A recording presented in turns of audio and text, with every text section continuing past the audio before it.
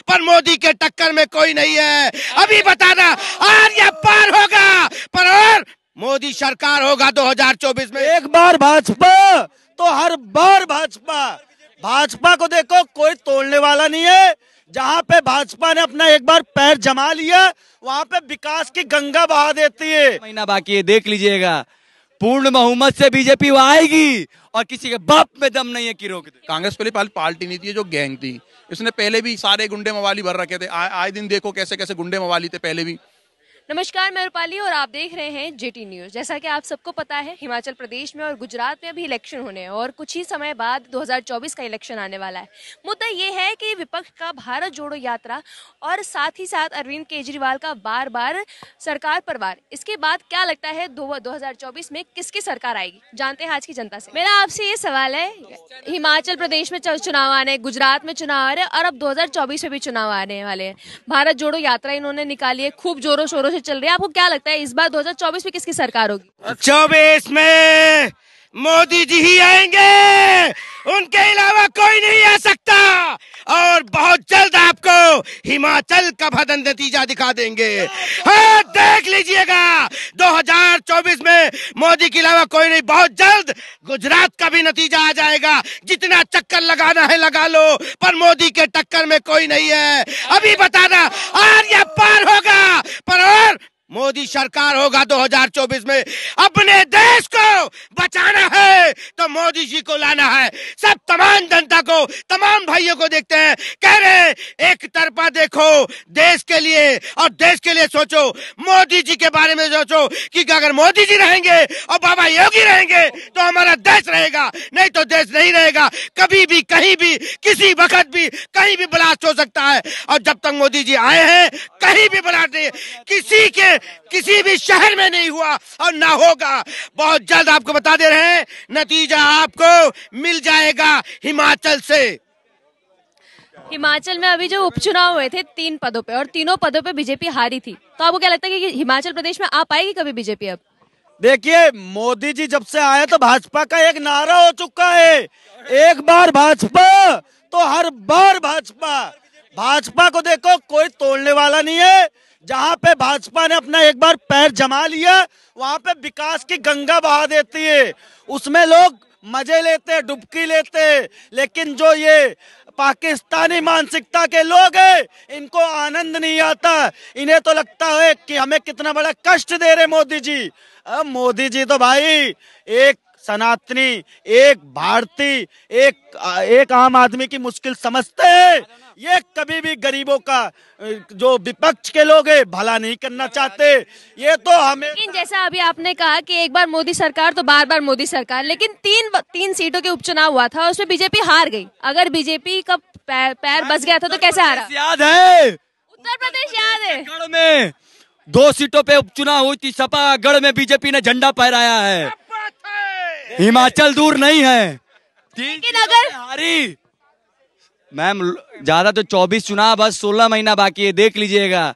पूर्ण बहुमत से बीजेपी वो आएगी और किसी के बाप में दम नहीं है कि रोक दे। हिमाचल प्रदेश में तो अभी चुनाव आने वाले हैं, तो आपको क्या लगता है इस बार आ जाएगी हिमाचल में भी? अरे मैम, हिमाचल प्रदेश ले लीजिए, गुजरात ले लीजिए, जितने राज्यों का नाम लेना है जहाँ पे चुनाव है, अभी आंकड़े निकाल के देख लीजिए। जितने दिन बीजेपी रही है, जिसमें बीजेपी ने काम किया है, उसके काम के आधार पे बीजेपी को वहां पे लाया गया। गुजरात देख लीजिए, गुजरात में बीजेपी की सरकार 1 रुपए के इन्वेस्टमेंट से 75,000 करोड़ का इन्वेस्टमेंट लाके पटक देते हैं। इंफ्रास्ट्रक्चर, रोजगार, जनता ने चुना बीजेपी को। देख लीजिए ना वहां जाके बस स्टैंड सूरत का और दिल्ली का देख लीजिए कोई। लेकिन फिर 3 सीटों पे केस क्यों हार गई? फिर आपको क्या वजह क्या लगती है? मैं बता रहा हूँ क्यों हार गई। देखिए, चुनाव देखो, चुनाव होता है, हार जीत लगा रहता है। एक बार हार गई, इसका मतलब ये नहीं है कि मोदी जी हार गए। अच्छा ये बताइए, दिल्ली में केजरीवाल को कहते थे कि अजय है, एक भी लोकसभा का सीट जीत पाया? 2 बार, कभी नहीं जीत पाया ना।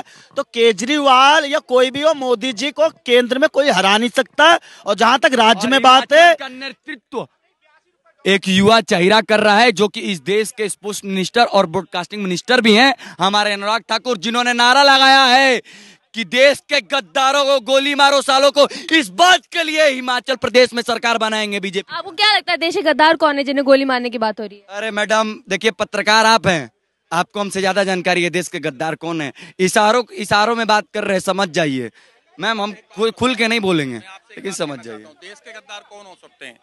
कौन है? जैसे भारत जोड़ो करने कौन निकले हुए हैं? भारत जोड़ो का तो उन्होंने साबित कर दिया कि उनका मतलब ये था कि जितने विपक्ष है उनको जोड़ने के लिए निकल रहे हैं। हम लोग बोल रहे हैं कि भारत जोड़ो, भारत कब टूटा हुआ था? 400 से 40 पे सिमट गए, वो सोच रहे हैं 41, 42, 45 बना लूं। लेकिन हम ही जनता तो कह रहे हैं कि एक मजबूत देश के लिए विपक्ष का मजबूत होना जरूरी है, तो वो विपक्ष को स्ट्रांग करने की कोशिश कर रही है। कैसे होता है? देखो, इलाके में एक इलाका होता है, जैसे सीपी है या दिल्ली का कालका जी गोविंदपुरी एरिया है, तो उसमें गुंडा होता है, गैंगस्टर, जैसे नीरज भवानी है जैसा। तो भैया वो भी गुंडे इकट्ठे कर रहा है।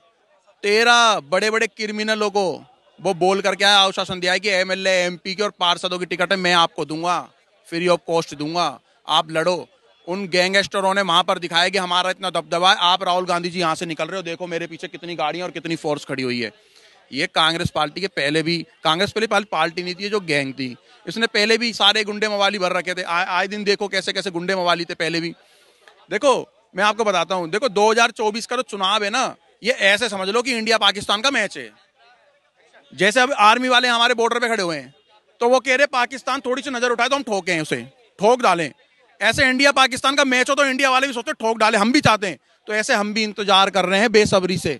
लेकिन जैसे आपने कहा कि 2024 का इलेक्शन इंडिया पाकिस्तान के मैच की तरफ है, पाकिस्तान भी तो जीत गई, तो क्या इस बार नहीं लगता विपक्ष जीत जाएगी? नहीं, ऐसा पाकिस्तान क्या जीती है? सुनो मेरी बात, वो जीत गई ठीक है, खेल में होता रहता है, लेकिन इस बार जो देश है ना, जो हमारा देश सनातनियों का देश है जो, और मुस्लिम भी आधे 50% तैयार बैठे हुए हैं। सनातनी, पता आप समझ रहे हो मैं क्यों बोल रहा हूँ? क्योंकि कुछ लोग बुद्धिजीव जाग गए कि हिंदू सनातन ये सब करने लगे ना, तो मैं उनको भी कह रहा हूँ, बौद्धों को भी, जैन को भी, क्रिश्चियनों को भी, और मुसलमान भी 50% औरतें ठोक करके बटन दबाएगी बीजेपी पार्टी का, और भाजपा की इतनी 400 प्लस बनेगी, और फिर देश में देखो हिंदू राष्ट्र बनेगा। अभी एक भाई ने हमारे यूं बोला कि भाई 16 महीने रह गए, हम तो कह रहे हैं 16 घंटे में, इतनी बेताबी है कि 16 घंटे में इलेक्शन हो जाए और हम लोग दिखा देंगे, इनको जवाब दे देंगे, जिता के दिखा दें कि विपक्ष है ही नहीं। विपक्ष किस मुद्दे में है? भारत जोड़ो यात्रा किस आधार पे पार्टियों को जोड़ के? मैम, गीदड़ मिल के शेर का शिकार नहीं करते हैं। जो बोलते हैं कि शेर का शिकार करते हैं, हाँ मानते हैं, खरोच चला सकते हैं, लेकिन शेर का शिकार नहीं कर सकते हैं। जब शेर पलट के वार करता है ना, तो बिदक के भागते हैं। सोशल मीडिया पे एक वीडियो वायरल है जिसके ऊपर मर्डर केस चलने दो, ठीक है जी। उसने बोला कि यो मेरे पास राहुल गांधी जी है, फोटो डाल दी उसने सोशल मीडिया पे, और वो वीडियो वायरल हो गई, हैशटैग लगा के वायरल कर दी किसी बंदे ने, किसी अच्छे सनातनी ने, जिसपे 2 मर्डर केस चल रहे हैं, और छोटे मोटे उसके इलाके के ही केस चल रहे हैं। ये बार उठ रही है कि विपक्ष के, उसे क्या बोला, क्या वादा करा है कि मैं तुम्हें एमएलए की टिकट दूंगा और एमपी की टिकट दूंगा, तुम लड़ना। जैसा कि आपने कहा कि वो गुंडे को भर रहे हैं, माफियों को भर रहे हैं, जैसा आपने कहा विपक्ष के नेताओं पे गुंडों का, मर्डर केस का, इन सब का केस है, तो बीजेपी में तो कई नेता हैं जिनके ऊपर केसेस है। आप नाम नहीं ले रहे, मैं भी नाम नहीं लेना चाहती, बट बीजेपी के केसेस तो है ना। नहीं, मैं कह रही हूँ कि क्या आपको लगता है कि बीजेपी में जो नेता है उन पर कोई किसी भी तरीके के घोटाले का, किसी भी तरीके का मर्डर का, किसी भी तरीके के अपहरण का केस नहीं है? कुछ नहीं है, ऐसा कुछ नहीं है। अगर कोई है भी तो वो गलती से, देखो क्या होता है, कई बार ना हमारे ऊपर भी कुछ केस दर्ज हुए, एक आधे छोटे मोटे 751 में झगड़े वगड़े गए, लेकिन बाद में कोर्ट में हम लोग साबित हो गए नहीं भी हमारे ऊपर नहीं दर्ज हुआ। जैसे यार कांग्रेस पार्टी ने कभी आवाज नहीं उठाई, ज्ञान बाबरी पे आवाज नहीं उठाई, राम मंदिर पे आवाज नहीं उठाई, तो ऐसे केसेस तो उनके नेताओं के भी हो सकते हैं। आपने कहा कि झूठे केस हो जाते हैं, बाद में पता चलता है कि केस में नहीं थे, हो जाते, साबित कर दिए, सजाए, पेरोल पे बाहर हैं, पेरोल पे बाहर है, और देश के कानून को बेवकूफ बना रहे। देश के कानून को 72 साल तक बेवकूफ नहीं बनाया राम मंदिर पे। जब राम मंदिर पता था कि भाई प्रभु श्री राम का है, बाबरी मस्जिद बना दी, इतने साल क्यों लगा दिए? इस देश के जस्टिस को, इस देश के मुसलमानों को गोल गोल घुमाते रहे, बोक बेट।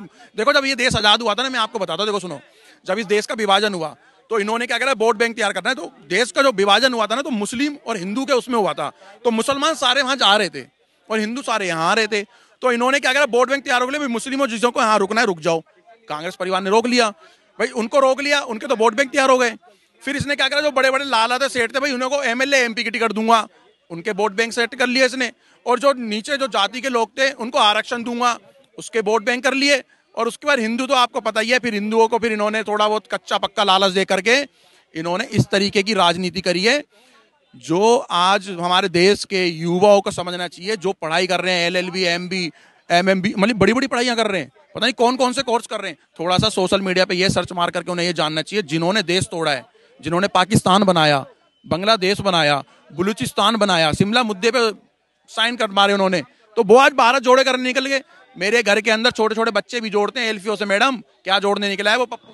अभी सर कह रहे हैं कि जब विभाजन हुआ था तभी विभाजन इस मुद्दे पे हुआ है कि हिंदू है और मुस्लिम है, मुस्लिम वहां चले गए, हिंदू यहाँ आ गए। तो आपको क्या लगता है कि सिर्फ हिंदू मुस्लिम का जो मुद्दा है वो सरकार बना रहा है, सरकार तोड़ रहा है? देखिए, मैंने अभी थोड़ी देर पहले के चैनल में बोला है, मैंने ना चाहते हुए भी देश का बंटवारा वाकई में धर्म और आबादी के हिसाब से हुआ। लेकिन भारत देश जो था, अब आवाज जैसे वो आजाद हुआ तब से वो सेकुलर देश के नाम पे उसका संविधान बना है। क्यों बनाया गया? आप सोचिए ना, अगर एक बगीचा आम का है जिसपे 10,000 आम के पेड़ हो, किसी ने जबरदस्ती उसमें 500 अमरूद के पेड़ लगा दिए, तो आप कहते हो जी इसको आम का पेड़ मत बोलो, इसको फल का पेड़ बोलो। तो आपको क्या लगता है 70 साल राज्य में रही, सत्ता में रही कांग्रेस, तो क्या कांग्रेस ने कुछ काम नहीं किया अब तक? नहीं, क्यों नहीं किया? हम कहाँ करें, क्यों नहीं काम किया? जो चाचा नेहरू जी ने, उन्होंने अच्छा काम किया है, आपके एम बहुत कुछ किया होगा, लेकिन जहाँ बात है आम आदमी के कल्चर और सोसाइटी में, उसकी बात कर रहा हूँ मैं। हम अच्छा काम तो अच्छा काम है, लेकिन अच्छा काम की जगह हम क्या बुरे काम की नहीं तारीफ करेंगे? क्या अच्छी बात की अच्छी तारीफ करेंगे? बुरा काम हुआ तो, लेकिन जो बुरा काम हुआ उसके इम्पैक्ट लॉन्ग टाइम तक है। अभी देखिए ना, उसके लॉन्ग टाइम तक है। जैसा कि आपने देखा, जब हमने लोगों से बात करने की कोशिश की तो लोगों का यही कहना था कि 2024 में क्या जितनी बार लगातार चुनाव होंगे उतनी बार मोदी सरकार ही आएगी। आपको क्या लगता है हर बार वार के बाद 2024 में किसकी सरकार आएगी? हमें कमेंट सेक्शन में जरूर बताएं। और तमाम खबरों से जुड़े रहने के लिए देखते रहिए जेटी न्यूज। और अगर आप हमारे चैनल पर नए हैं तो हमारे चैनल जेटी न्यूज को सब्सक्राइब करना ना भूलें और नोटिफिकेशन के लिए बेल आइकन जरूर दबाएं।